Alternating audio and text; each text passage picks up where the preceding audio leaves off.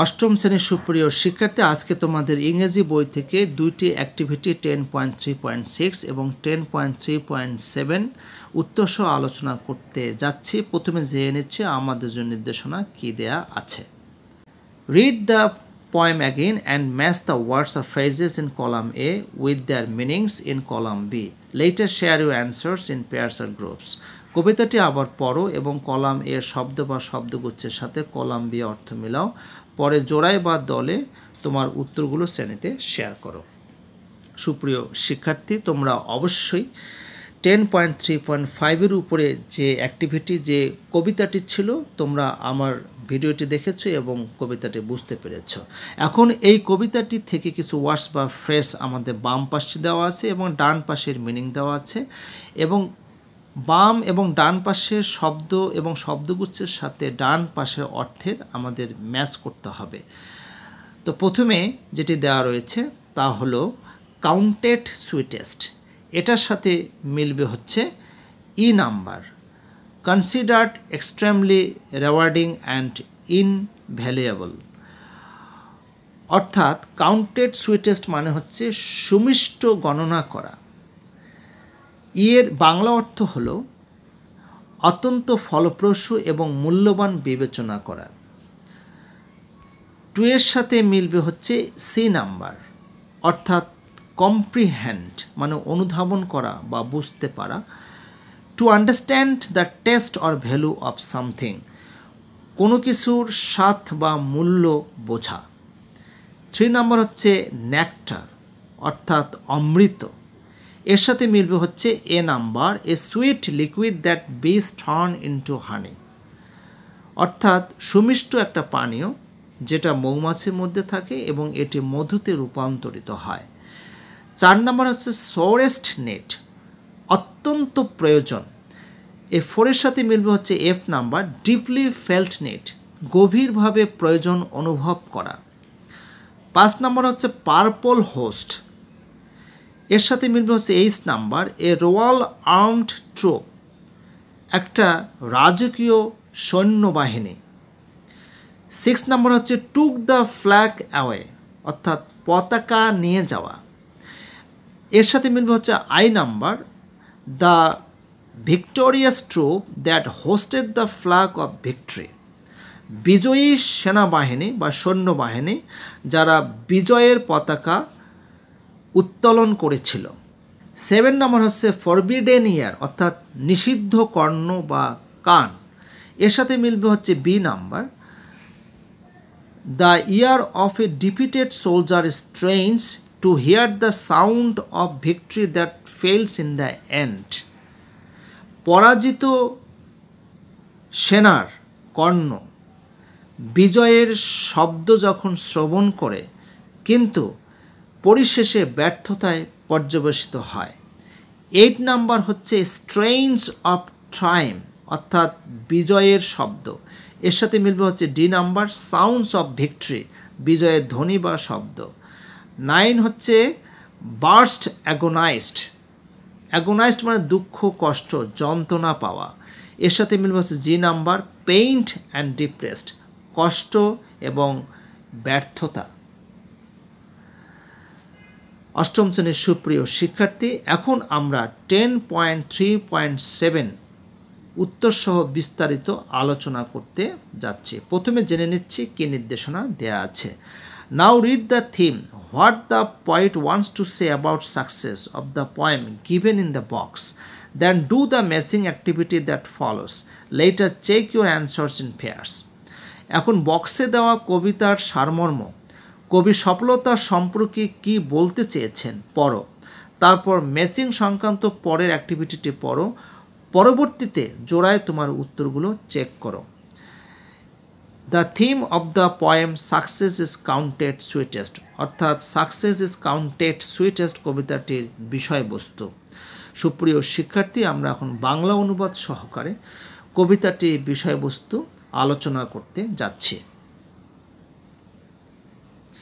The theme of the poem, Success is Counted Sweetest, revolves around the idea that those who have never succeeded can appreciate success that most.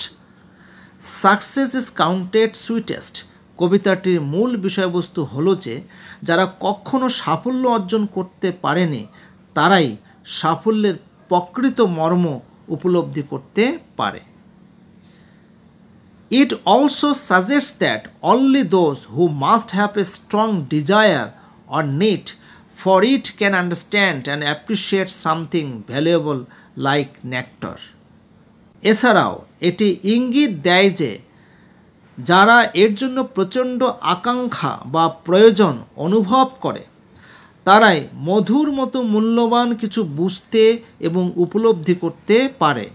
In contrast, the triumphant individuals may not have a profound understanding of a defeated person who, while dying, hears the distant sounds of triumph, can understand the victory. অন্যদিকে বিজয়ীরা হয়তো একটি পরাজিত ব্যক্তির গভীর অনুভূতিকে বুঝতে পারে না। সেই পরাজিত ব্যক্তি যখন মুমূর্ষ অবস্থায় দূর থেকে বিজয়ের আওয়াজ শুনতে পায় তখন সে বিজয়ের প্রকৃত অর্থ উপলব্ধি করতে পারে। This juxtaposition of success and failure indicates the idea that true appreciation of success often comes from the perspective of those who have suffered defeat. এই সাফল্য ও ব্যর্থতার প্রতিস্থাপনা অর্থাৎ জাক্সটাপোজিশন ইঙ্গিত দেয় যে প্রকৃত সাফল্যের উপলব্ধি প্রায়ই আসে তাদের দৃষ্টিকোণ থেকে যারা পরাজয়ের স্বাদ পেয়েছে। Thus the poem highlights the idea that those who have experienced failure and have not yet succeeded can perceive the true essence of success more intensely. তাই কবিতাটি এই ধারণাকে তুলে ধরে যে যারা ব্যর্থতা অনুভব করেছে এবং এখনও সফল হয়নি তারাই সাফল্যের প্রকৃত স্বরূপকে আরও তীব্রভাবে উপলব্ধি করতে পারে।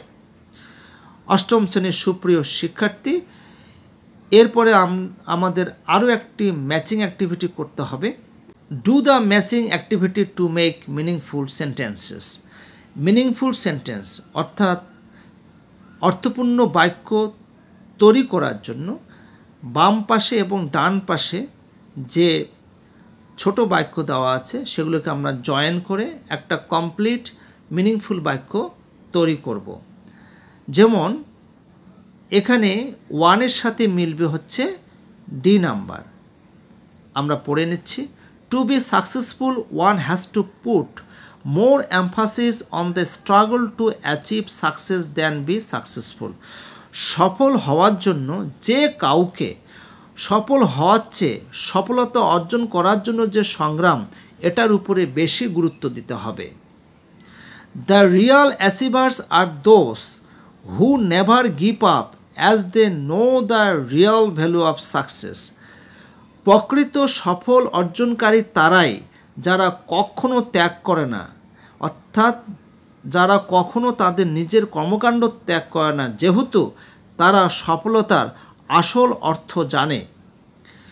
If success is not earned by hard work and sacrifice it doesn't give you the real taste of success.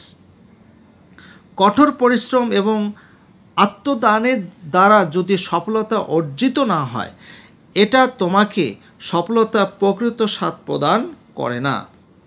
চারের সাথে মিলবে হচ্ছে বি।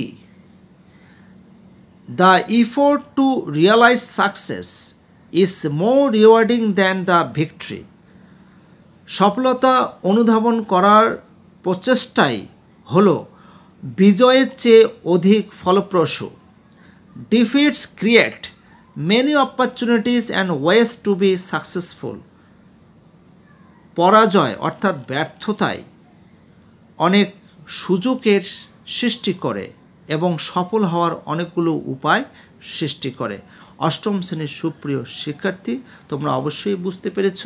আজকে এ পর্যন্তই। সবাই ভালো থাকবে।